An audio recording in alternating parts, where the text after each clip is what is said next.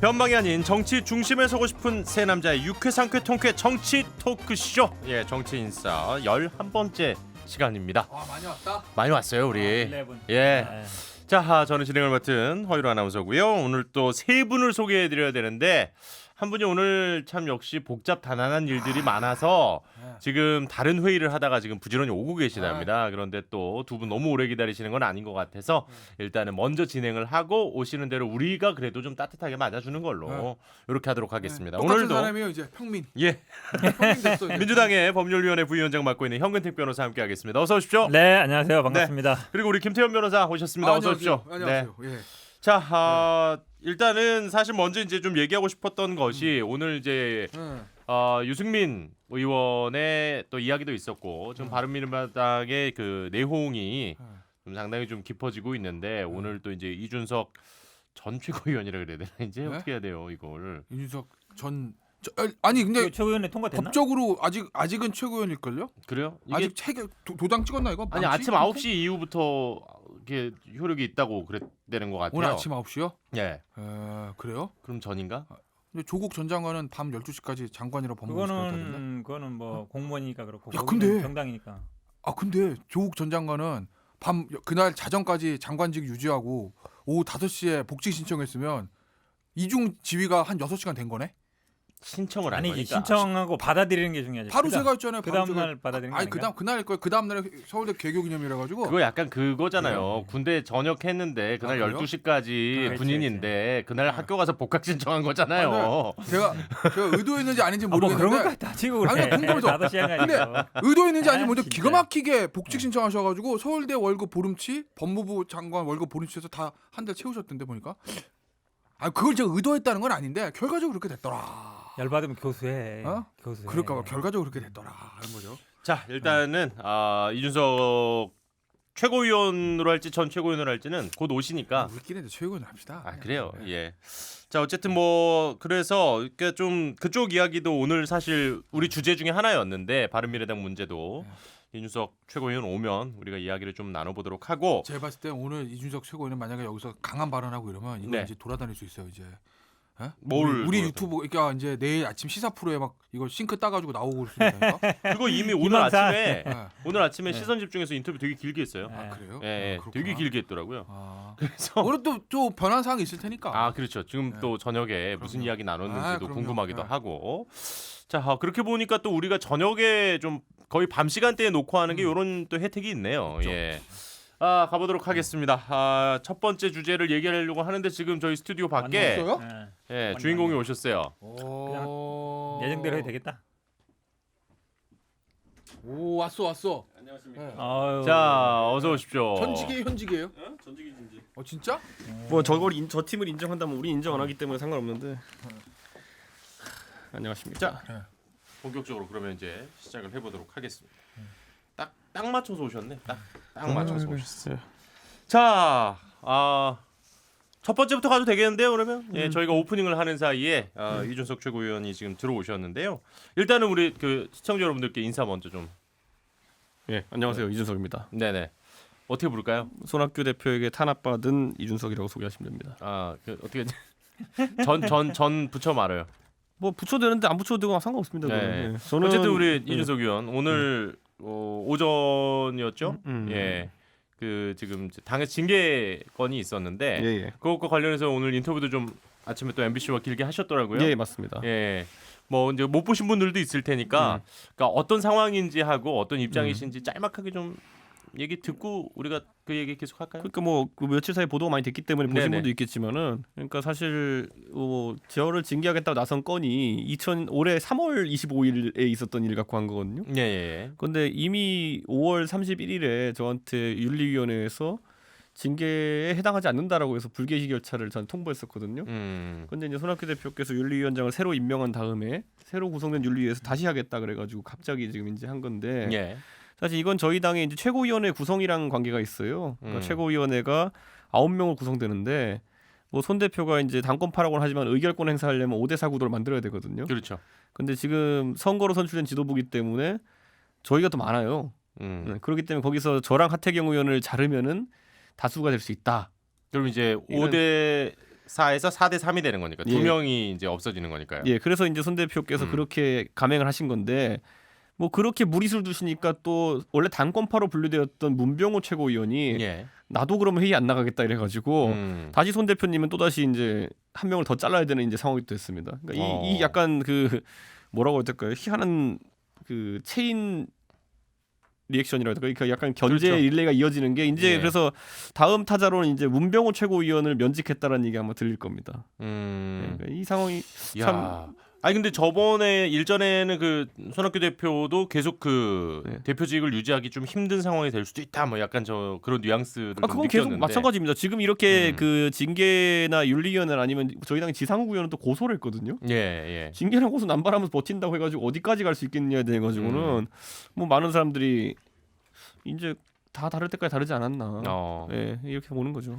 그렇습니다. 지금 사실 뭐 그 바른미래당의 내홍, 예. 내홍에 대해서는 제법 이제 또 그 이준석 위원이 우리 함께하는 예. 패널이다 보니까 또 이야기를 무엇이든 계속 물으십시오. 했었는데, 예. 자 일단은 또 오늘 주목을 상당히 많이 받았던 건 역시 이제 유승민 의원의 인터뷰였죠. 거의 이제 처음으로 그러니까 시기를 밝혔습니다. 12월 얘기를 했어요. 12월에 나가서 신당 창당 뭐 이제 이런 얘기까지 나왔는데. 그 두 분은 일단 그것에 대해서 어느 정도 가능성을 좀 보세요. 어떠세요? 가능성이라기보다 네.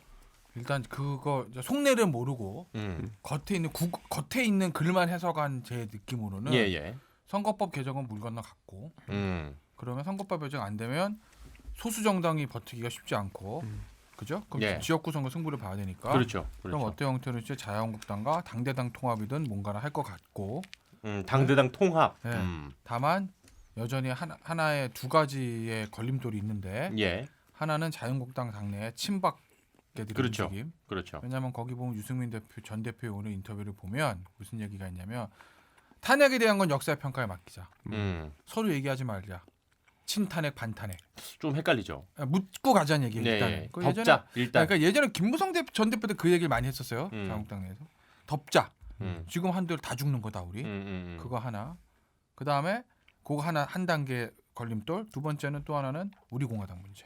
아 그렇죠. 그거를 이제 정면으로 자유한국당에 해결할 거를 이제 요청한 거나 마찬가지예요. 우리 공화당 쪽으로 가면 우리가 못 갈 수 있다는 그런 뉘앙스가 좀. 그러니까 우리를 있거든요. 받고 싶으면 거기까지는 가지 말아라. 네, 거기까지는 가지 말아라. 당내에 있는 친박 의원들은 오케이다. 그렇지만 우리 공화당까지 가는 거는 우리는 받지 못하겠다라는 그렇죠. 거. 그리고 여전히 또 하나는 여전히 뭐 그거는 저는 항상 주장하듯이 내년 총선 앞두고 여권의 필승 카드 중에 하나라고 보는데 예. 박 전 대통령의 석방에 대한 약간의 경계심. 근데 그게 대놓고 하면 안 됩니다 말은 못 해요. 그거는 인간적으로는 본인도 정말 안타깝다 생각을 하니까. 예. 다만 그렇게 됐을 때 여권에서 그 총선 전략을 이용했을 때 우리 국민들이 거기에 휘둘리지 않을 것을 믿는다 이런 얘기들이 좀 있거든요. 그래서 보면은 일단은 유승민 전 대표의 좀 고민이나 어떤 생각들을 엿볼 수 있는 저는 좋은 인터뷰였다고 봐요. 근데 역시 이제 12월이라는 그 기한이라는 건 사실 이제 11월에 그 국고보조금 이슈도 어쨌든 있잖아요. 네. 사실 뭐 이렇게 정당을 꾸려가는 데는 당연히 상당히 많은 돈이 드는 것이고 그것이 이제 후원금만으로 충당하기엔 또 어려운 점이 있으니까. 근데 그거를 이제 어떤 명분으로 내세우기는 어렵고요. 네, 그렇게 그렇죠. 말은 직접 못 하잖아요. 아, 명분으로 내세울 수는 없죠, 돈을. 제가 예. 보기엔 아마 12월 얘기한 거는 물론 총선을 앞두고 있기 때문도 하지만요. 결국은 아마 선거법과 이 공수처법을 자기가 막는데 어쨌든 일조를 하겠다. 물론 사실은 뭐 유승민 의원계 쪽만으로 되진 않아요. 예. 한국당하고 지금 유승민 의원 뭐 10여 명 가지고는 이게 과반이 안 되기 때문에 막을 수는 없는데 어쨌든 자기가 지금 본격 나서 가지고 지금 가장 첨예하게 붙은 공수처법을 결사 반대하겠다. 예. 이 말은 제가 보기엔 물론 뭐 그 전에도 적극 찬성한 건 아니지만 예전에는 어땠냐면 합의 처리해야 된다 이랬단 말이에요. 예. 합의 처리. 그러니까 선거법은 합의 처리다. 그러니까 사실은 검경 수사권이나 공수처법에 대해서 뭐 크게 뭐라고 얘기하지는 않았어요. 근데 오늘 뭐 다른 언론에도 얘기 나왔습니다만 유승민 의원이 아마 예전엔 공수처 찬성도 했었습니다. 예. 근데 이거를 결사 반대하겠다 이런 얘기는 근데 그 예전에 찬성이라는 말씀이 그거 아니었나요? 그 대선 후보 때 공약으로 그렇죠. 공수처를 내세우지 그렇죠. 않았었나요? 그렇죠. 예. 근데 이제 완전 결사 반대하겠다는 얘기는 한마디로 얘기하면 이제 한국당을 위해서 내가 열심히 싸우겠다. 그러니까 나도 좀 열심히 있으니까 좀 봐달라 이런 뉘앙스로 보여요. 그러니까 아까 지금 말씀처럼 이제 탄핵 얘기는 좀 이제 묻어두고 지금 여야 전선을 좀 확실하게 지금 그어진 게 공수처인데 이 부분에 대해서 내가 기여를 열심히 할 테니까 예. 어떤 식으로든지 간에 좀 뭐 당대당이 아니면 뭐 선거연합이라든지 추진해 보자. 약간 이런 뉘앙스로 보여요. 근데 그래서, 저는 뭐 제가 오히려 논의 안에 계속 참여하고 있어서 그런지 모르겠는데 예. 이제 그 언론사 인터뷰들을 보면 이제 중앙일보 인터뷰를 한번 했고 유승민 예. 의원이 그다음에 오늘자로 이제 조선일보 인터뷰가 나와가지고 그 둘을 가지고 이제 행간을 읽는 분들이 있는데 유승민 의원 본인이 인터뷰에서 했던 말들은 동일하다고 합니다. 네, 근데 약간의 논조 변화가 있었다는 것처럼 느껴지는 거는 아무래도 해당 언론사의 성향이 좀 반영된 것이 아닌가. 약간 또 좀 쳤네요. MSG를. 네, 뭐 그런 MSG라고 뭐 발췌할 때 애초에 그런 부분에 주안점을 그렇죠, 줘서 그렇죠. 방점을 좀 찍은 게 아닌가 싶고. 오늘 조선일보 인터뷰도 좀 그런 측면이 있어요. 그러니까 조선일보 인터뷰는 확실히 좀 아까 현근택 변호사가 얘기했던 것처럼 통합에 약간 방점을 찍은 거였다면은 중앙일보 인터뷰는 뭐 이런 거 있잖아요. 예를 들면은 100억 주면 만나줄게 뭐 이런 거 있잖아요. 그러니까 뭐 하자는 건지 말자는 건지 약간 애매한 그런 지점의 그 내용이었기 때문에 저는 유승민 의원의 논조는 일관되었다 봅니다. 이거에 대해서는 아까 공수처법 같은 경우에도 제가 그때 대선 공약 만들 때도 봤는데 공수처를 함에 있어가지고 유승민 의원의 그 목적성이라고 함은 결국에는 그 권력기관이었던 검찰과 그리고 사실상 뭐 견제받지 않은 사법부를 견제하자는 취지에 굉장히 방점을 찍고 그걸 찬성했던 것인데 예. 지금 돌아가는 방식을 보면은 백혜련안을 놓고 봤을 때는 예. 그런 취지보다도 상당히 많이 나간 아니다라고 판단했기 때문에 반대하는 것이고 또 그래서 하지만 그래도 그 인터뷰 안에 보면은 그 중앙일보 인터뷰도 그렇고 조선일보 인터뷰도 그렇고 공이 뭐냐면은 우리 당의 또 권은희 의원이는 권은희 의원 안에 대해 가지고는 또 어느 정도 검토해볼 가치가 있다는 취지로 이야기를 하거든요. 그러니까 저는 이게 사실 그러니까 이게 참 3당이나 이런 거 노릇하기가 힘들거든요. 왜냐하면 예. 입장이 선명하게 서지 않는 것처럼 보이고 오락가락하는 것처럼 보이지만은 사실 한 말은 항상 동일하다 이렇게 될 것 같습니다. 오케이. 그 유승민 의원이 대변인 역할을 하시는 것 같은데 사실은 우리 당에서도 기본적으로 권은희 의원 안에 대해서 논의할 수 있다는 입장이에요. 저희가 저 그 알고 있어요. 공수처 얘기는 잠시 후에 따로 떼서 우리가 네. 좀 더 하도록 하고요. 예. 선거법. 예. 근데 사실 그 유승민 전 대표도 선거법 찬성 안 하는 거 아닙니까?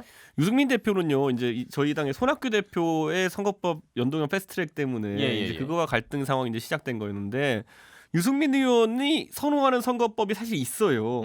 네, 어디다 밝히진 않았지만은. 근데 그 연동형 비례대표제를 해야 좀 유리한 거 아니에요? 그러니까 유불리를 따지기보다 연동형 비례대표제를 했을 때 사실 이 패스트트랙의 절차적인 문제점을 유승민 예, 의원이 예. 짚었고요. 왜냐하면 선거법과 그리고 국회법이라는 것은 패스트트랙에 올리는 것이 부적절하다는 말을 일관되게 하고 있고 좀 이제 문제는 뭐냐면은 연동형 비례대표제는 현실성이 떨어지는 부분이 있습니다. 왜냐하면 300석에서는 구현하기 어려운 그런 현실적인 부분이 있기 늘어나야 때문에 된다는 거죠. 결국에는 이게 예. 330석으로 국회 의석을 늘리는 형태로 최종 합의가 이루어지지 않을까.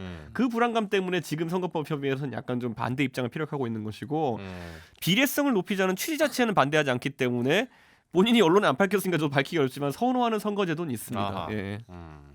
근데 복잡해. 네. 나갈거요 말 거요. 네? 나가든가 어디 뭐 12월에 나가긴 나가요? 제가 보기 선거법 만약에 전제를 드릴게요. 그러니까 선거법이 만약에 통과돼 지금 뭐 늘리든지 어든지 간에 어쨌든 뭐 330석 정도로 만약에 이 공수처법 통과되고 그러면 어떻게 해요? 그러니까 뭐 1차적으로 내부적으로 뭐 개혁한다 이런 얘기 하지 말고 나 유승민 의원이 그래서 한 인터뷰에서 그것만 또 발췌하자면은 예. 수도권 기반의 중도 보수 기반의 2040이란 말을 썼어요. 오늘도 2040. 저는 근데 사실 이건 저랑 얘기할 때 제가 그거 아닌 얘기가 나왔었는데 오늘 갑자기 2040이 왜 나왔을까? 저도 약간 읽으면서 했던 게 2040이라는 세력은 존재하지 않거든요. 그러니까 우리 보통 2030은 세력화될 수 있다는 얘기를 하고 근데 저희가 시청률 볼 때 요즘 중요하게 보는 게 2049입니다. 그렇죠. 보통 2049가 요새 그 방송사에 다 구매력이 있는 네, 것도 구매력이 있는 나이대라 그래가지고. 그래서 2040이란 말을 들었을 때 저는 이게 약간은 사실 40이라고 하면요. 예. 소위 말하는 문재인 정부 핵심 지지층입니다. 그러니까 그 의지라는 거는 저는 약간 그 말들은 놀랐던 게 2030으로 좀 해볼 만해요. 예. 최근에 뭐 반페미니즘이나 여러 가지 새로운 이반된 것들이 이슈들이 있었으니까. 있기 때문에 예. 근데 40은 저도 자신이 없습니다. 가면 동네에서도 40은 인사해 보면은 문재인 대통령에 대한 어떤 절대적인 지지가 있는 계층이기 때문에 그걸 돌파하겠다 노력은 결국은 기존의 보수와 굉장히 다른 결을 가겠다는 취지로밖에 해석할 수 없는 거거든요. 그러니까 저는 수도권 2040 중도 보수라는 그 세 가지 키워드를 봤을 때는 저는 상당히 좀 창당을 할 수밖에 없는 그런 상황이 생각을 아닌가. 하고 있다. 그런 생각. 제가 예전에 그런 얘기 한 적 있어요. 이름을 변화와 혁신이면 뭐 비상 행동이라 해서 아마 행동 안 할 것 같다. 예, 그 얘기 보통 하셨죠. 보통 이게 사람들이 이름을 지을 때 뭐 뭔가 뭐 비대위 막 결성하고 이러면 뭔가 본인이 하고 싶은 어떤 지향을 얘기하지 실제로 움직일 거면 그냥 뭐 의원 모임 속게 모여가지고 그냥 나가면 되거든요. 막 우리가 막 행동하겠다 막 이렇게 떠들 필요가 없단 말이에요. 저는 그래서 계속 얘기하는 거 보면 만약에 진짜로 할 분들이면 그냥 이따가 우리 세력 모아서 때 되면 하면 되거든요. 자꾸 뭐 얘기를 뭐 빙빙빙 돌리고 이래 핑계 저 핑계 대는 거 보니까 제가 보기에는 안 할 것 같아요. 현근택 변호사가 지금 저 약간 무서워야 되는 게 뭐냐면요. 이 신당하겠다 작정한 사람들이 사람 하나 물먹일 수 있는 제일 좋은 길이 뭐냐면요. 신당 딱 뜬 다음에 예. 기자들이 막 물어봐요. 영입대상? 어떤 인재들 영입하려고 하냐 했을 때 현근택 변호사와 항상 매주 대화하고 있다 뭐 이런 거. 이걸 매주 대화하고 있으니까. 그러면 민주당 경선에 영향을 끼칩니다. 제가 봤을 때. 협박이네 협박. 오늘 이제 유승민 대표 연설 보면서 네. 마지막 부분 그 부분은 대선에 대한 얘기. 음. 그 유승민 전 대표 정도의 급이 되는 사람한테는 당연히 묻는 질문이고 당연히 대답해야 그렇죠. 되는 거. 네. 나간다. 그리고 어떤 형태로든지 단일 후보, 보수 단일 후보 경에 참여하겠다. 그러니까 보면 뭐 지금 생각하면 일단 뭐 존칭 빼고 유승민, 안철수, 황교안 다 나오는 거죠. 그렇죠. 예를 들면 뭐 지자체까지 하면 뭐 원희룡, 네네네. 뭐 권영진 뭐 다 나오는 거예요 그냥. 예, 뭐 그죠. 이제 몇 사람 없군요. 다 떨어져가지고 아니 뭐 이제 경선을 네. 하면 뭐 나경원 뭐, 원내대표도 뭐, 뭐 도전해 볼 수 있는 홍준표, 거고. 뭐, 예, 뭐다 나오는 홍준표 전 대표도 거예요. 뭐 나올 수 있죠. 그러니까 대선에 대한 게 이제 있는데 그러니까 보면 그 대선을 노리는 정치인들에게 있어서 대선 직전에 총선이라는 건 뭐냐면요. 병참기지 만든 거예요. 대선 혼자 돌파할 수 있는 게 아니잖아요. 그 세력이 그렇죠. 있어야 되는 거니까. 그렇죠. 근데 이제 유승민 전 대표 같은 경우 항상 따라붙는 꼬리표가 본인 정말 똑똑해. 군대로 말하면 확 진짜 유능한 참모총장이야. 네. 그 장군이야. 예. 그 장군 혼자 정치일 수 없잖아요. 그렇죠. 그렇죠. 중간에 부하들 있고 부관 장수도 있고 병력이 있어야 되는데 그게 좀 이제 부족하다는 평가가 항상 예전 정당 때도 저희가 현근택 변호사만 얻으면 천구만만 얻은 것처럼 세력이 일치월장할 것이라고 제가 언론 플레이를 하겠습니다. 그러니까 이제 그거를 만드는 과정이 이번 총선인데 그러면 어떻게든지 이 총선을 돌파해서 본인의 세력들을 만들어서 대선을 가려면요. 그렇죠. 근데 그 작업 속에서 생각을 하면 유승민 대표의 이제 고민이 깊어질 수밖에 없는 거죠. 왜냐하면 지금 솔직히 말해서 바른정당에 있는 의원들 보면 뭐 저도 뭐 개인적으로 아는 분들도 있고 모르는 분들도 있지만 뭐 아는 분들 모르는 분 할 것 없이 외부에서 보면 한 사람 한 사람 보면 속된 말로 자유한국당 쪽보다 맨파워 낮습니다. 제가 봤을 때는. 예. 저는 그렇게 평가해요. 한 명 한 명 봤을 때 그 맨파워가 바른 자유한국당 의원도 맨파워가 훨씬 나아요. 예. 그런데 그 사람들만 가지고 선거 치를 수 있는 건 아니잖아요. 그렇죠. 더군다나 지금 선거제 개편되지 않고 독자 행동을 했을 때 그분들 중에서 지역권 나와서 될 수 있는 사람 몇 명 있어요? 없다고요. 쉽지 않죠. 그냥 없어요. 당장 없어. 네네네. 없어. 1대1 가 만들어지지 않으면. 그렇다고 보면 어떤 형태로 이제 자유한국당과 선거 연대든 합당이든 뭔가를 통해서 그런 부분들을 해결해 놓지 않으면 본인 대선 못 가죠. 그렇죠. 네. 그렇다 보니까 이제 뭐 사실 김진태 한국당 의원은 워낙 이제 말을 좀 강하게 하시는 분이긴 합니다. 근데 선거법 개정 의원직 사퇴 걸고라도 막아야 한다. 뭐 이제 이런 얘기도 나왔고. 저도 오늘 아침에 그 김진태 의원 얘기 그 라디오 인터뷰 듣고 깜짝 놀란 게 뭐였냐면 예. 이분이 사실은 바른미래당 유승민 의원은 배신자니까 안 되고 예, 그렇죠. 우리 공화당하고 해야 된다 이렇게 나올 줄 알았더니 예. 그렇게 얘기 안 했어요. 그렇게 우리 공화당은 얘기는, 예. 그대로 둬도 된다. 음. 그리고 바른정당이나 이쪽 분들은 그냥 1대1로 그냥 들어오면 된다. 이렇게 말씀하셨어요. 오히려 김진태 의원이 그렇게 말씀하셔서 이게 좀 물밑에서 얘기가 되고 있나? 그러니까 우리가 늘 얘기합니다만은 또 여의도에 계신 분들이 자기 살궁리는 뭐 정말 워낙 워낙 아니 나는 재밌으니까. 그분이 유승민 의원 절대 안 된다 그럴 줄 알았어요.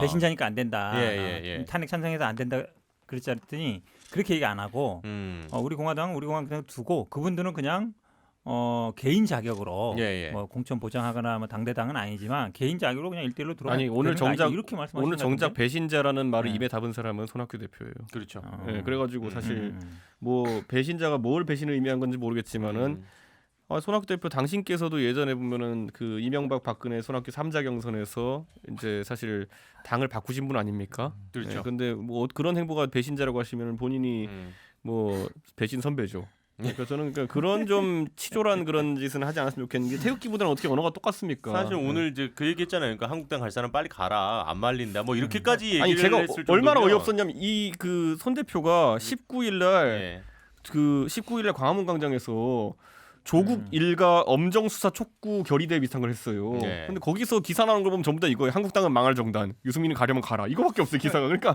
조국 일가 엄정 수사 집회를 열었는데 왜 멘트가 그거예요? 난 진짜 이해가 안 가더라고니까요. 보면 손학규 전 대표한테 이제 저희가 평론가 입장에서 봐서 안타까운 것들. 그러니까 어떤 큰 정치인들이 어떤 멘트를 하고 정치 행위를 할 때 외부에서 봤을 때 그 사람이 왜 동조하건 안 하는 건 그건 나중 문제예요. 예. 내가 그 사람의 어떤 행동이나 말에 찬성하고 반대하는 건 둘째 문제고 그러니까 이해는 가야 되거든. 아, 이 사람이 무엇을 노리고 이런 행동을 하는구나. 예. 하지만 나는 거기에 찬성할 수 없어. 하지만 나는 찬성해. 뭐 이렇게 가야 되는 건데 손학규 대표의 지금 최근의 정치 행보나 어떤 워딩들을 보면 손학규 대표가 그리고 있는 앞으로의 본인의 정치적 미래, 본인이 이끌어 바른미래당의 미래가 뭔지 안 잡혀요 저는. 그러니까 오늘 이제 봤던 유승민 대표 인터뷰를 보면 뭘 하고 싶은지 확실히 알겠어요.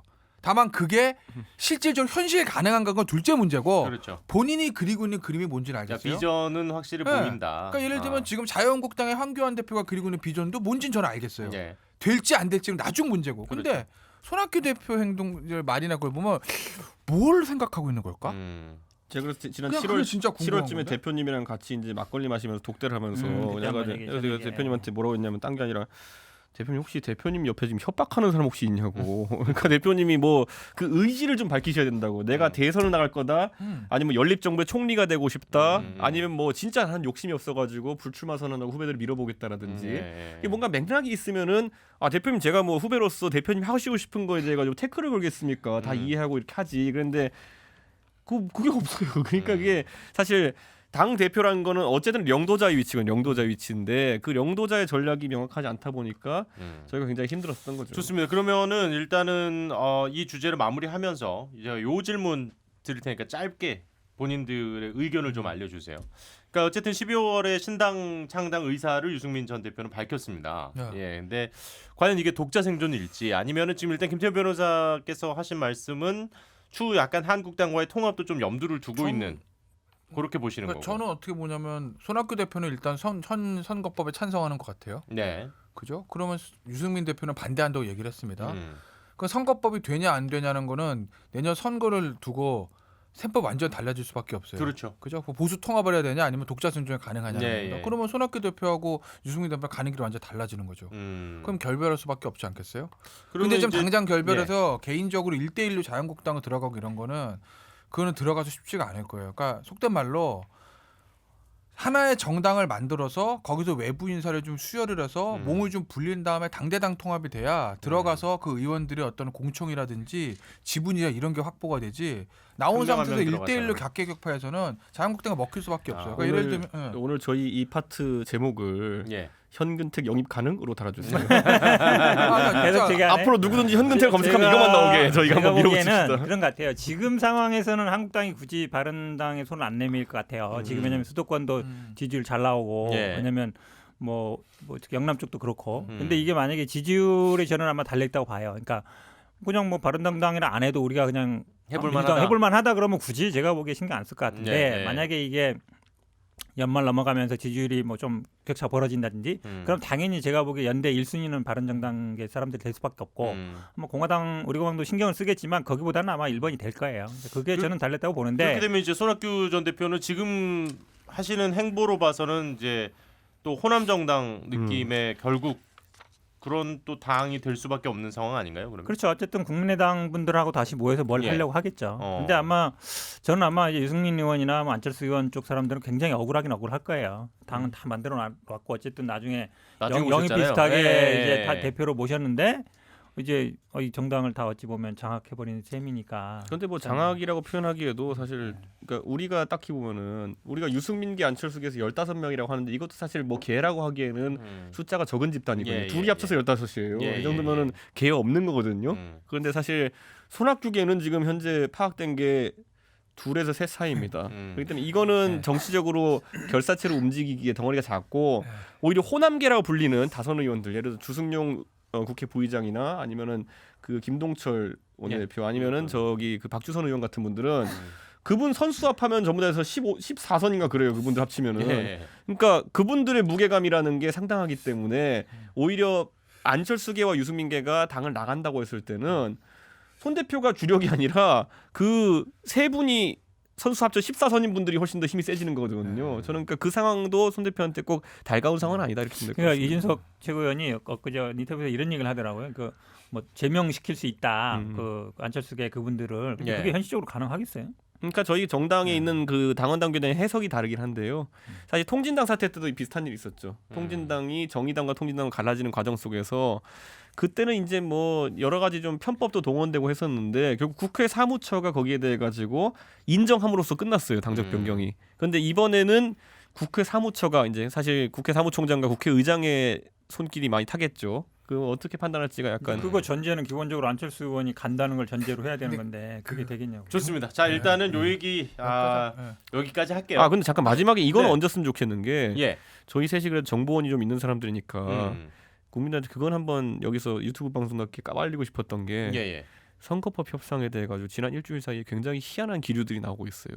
제가 민주당 의원이 제안했다고 들은 두 가지 지금의 변종 선거법이 있거든요. 예. 하나는 모 의원이 250석 50석 그러니까 지금 225대 275의 준연동제가 250대 50으로 바꾸자. 그러니까 지역구 축소 없이 하자는 거였는데 이거는 사실 연동형이라 해도 큰 효과 없는 연동형입니다. 그러니까 지금 현행제도 유지에 가깝게 민주당에서 안이 하나 나왔다는 거 그리고 예. 상당히 당직을 갖고 있는 좀 의원이 얘기했다는 게 충격적이었고 두 번째 안은 모 의원이 얘기했던 바로는 100석 정도를 예. 그 광역시당 내 100석 정도를 중선거구제로 하고 중선거구. 200석을 소선거구제로 하고 비례를 없애자. 비례를 없애자. 이건 오히려 자유한국당 안에 가까운 약간 내용이거든요. 근데 이게 민주당 의원들 입에서 두 가지가 나왔다는 게 확실한 정보가 들어왔으니까. 근데 이 말은 이게 제가 들었으면은 정의당 사람들도 들었겠죠. 근데 정의당 사람들이 듣기에는 완전 뒤통수가 따가운 상황이다.